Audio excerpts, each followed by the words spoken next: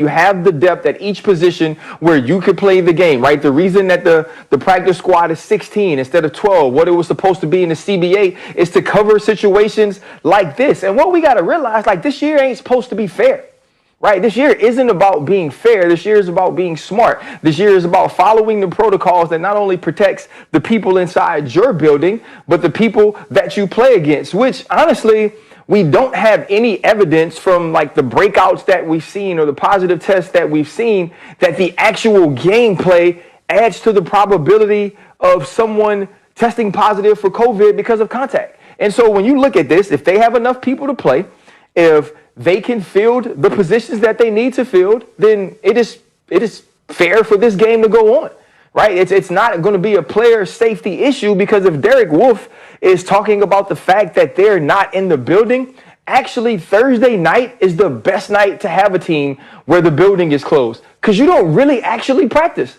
You go to meetings and you go to walkthroughs because they're trying to keep you off your feet. They're trying to let your body heal. And so to me, I think that we are kind of overblowing the fact that you have to deal with some adversity in the 2020 COVID era, that you may lose some players or you may lose some time on the practice field because of this. That's why the protocols are set in place to keep those guys away. The contact tracing sends those guys home. You have to quarantine. And so you're trying to stop the continuous spread of COVID-19, but not necessarily stop the games from being played. And so for me, I think that if they have the people to go play, that you do it.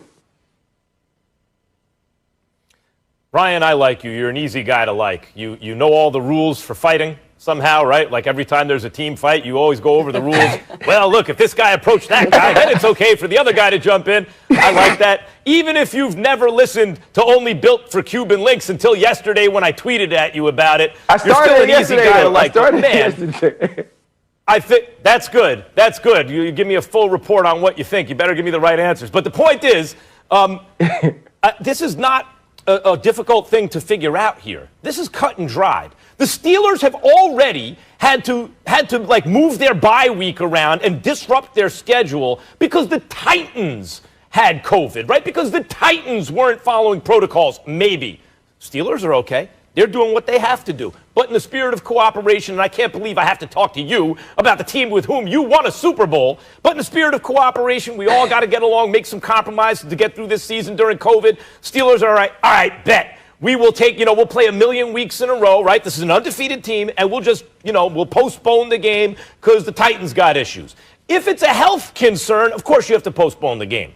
If it's that, look, we don't know who the hell has it on this team, and we think we can transmit it to the other team, we can't play. I get it. But barring that, if that's like, no, that's not the risk. It's just that they're down a bunch of players. That's absurd. The Steelers should have to postpone another game against their divisional rival because the Steelers aren't having a problem. The Ravens are having issues. Be more careful. And like, if it's all over the team, how did that happen? Right? And if it's like, look, COVID has this incubation period where you don't pick it up at first, and it can happen, a locker room, whatever gets infected, it can happen. Well, okay, then play with who you got, right? You got like larger practice squad, the whole thing. Play with who you got. Like, I'm not trying to hear if it's more or less what we've seen, a couple of running backs, a linebacker, and a defensive tackle. That's an injury report. Like, what? What? We're talking about not playing this game based on the Ravens aren't at full strength. That's ridiculous. The Steelers, in the midst of an undefeated season, where people still don't believe in them, playing their divisional rivals, who they've already beaten, which is the only real game worth a damn on Thanksgiving. It's like the number one headline game because we got to sit through a Lions game who haven't won one playoff win in 60 years. For some reason, they're on Thanksgiving every year to punish us, right? That we're looking for. But this game shouldn't be played because of why? Because the Steelers' opponents, for the second time, are having issues? I'm not trying to hear that at all. Mm-hmm. All right, Max, earlier this season, we saw Lamar's energy have a little damper on it when they played the Steelers. So would you say that tomorrow's game is a must-win for Lamar? No, it's like, hey, it'd be nice to win. It's not a must-win. Baltimore is having issues right now, and I think it's mainly because Lamar Jackson took the league by storm, as is the case with any player who comes out, especially they designed a system around. Dan Orlovsky will point out on the television and everything, on the screen, how they use the 3 tight end sets last year and everything. And it's working, and then the league's going to adjust. The league's going to say, okay, we're not giving you the outside runs. We're not giving you the middle of the field, right? You're going to have to beat us outside the numbers, and then you're going to have to do that consistently. Lamar Jackson can thread a needle down the field now, but can he do it consistently, right? Like, that's the question. I question, can he play under the brightest lights where he has failed more often than he's succeeded, because under normal circumstances he's been great.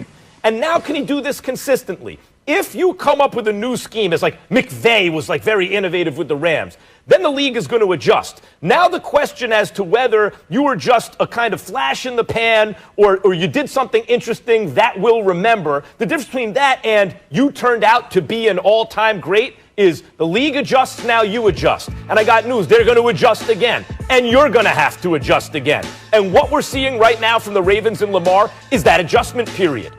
Just because they haven't done it successfully yet doesn't mean it's not going to happen. I don't think this is a must-win game, even necessarily for this season for the Ravens, although we're getting close to that time for the Ravens, especially considering the COVID outbreak, and they'll be shorthanded a little bit and all that stuff, especially considering the Steelers are undefeated this year so far. So I can't call it a must-win, but it's hey, this is Ravens Steelers.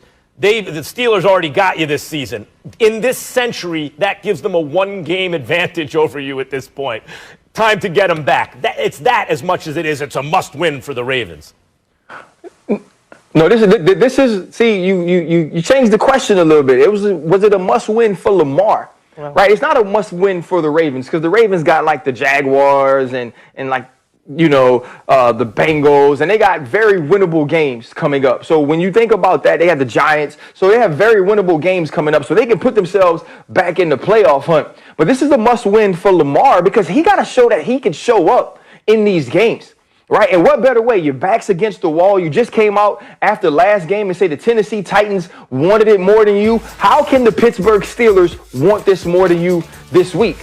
That has to show. It has to show that you're willing to go above and beyond, that you're willing to raise your game to reigning MVP levels to find a way to beat your division rival, who you haven't played good against yet. Right? Last year, if it was, you kept them close in the game with turnovers and with sacks. You won because of your defense, because Marlon Humphrey punches out a ball. This year, you're the reason that you lose with 2 interceptions. You don't finish on a 4th down draw. And so there are all these things that are going against Lamar Jackson. He is trending downward. This team is trending downward. The offense is trending downward.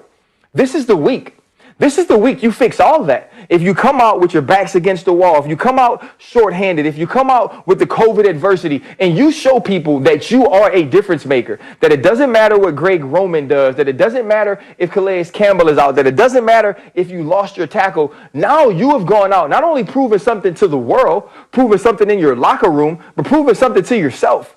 That when it is the big games, when it is the must-win games, that you can be dependent on not to only elevate your play, but elevate the play of your team. Those are the guys we love.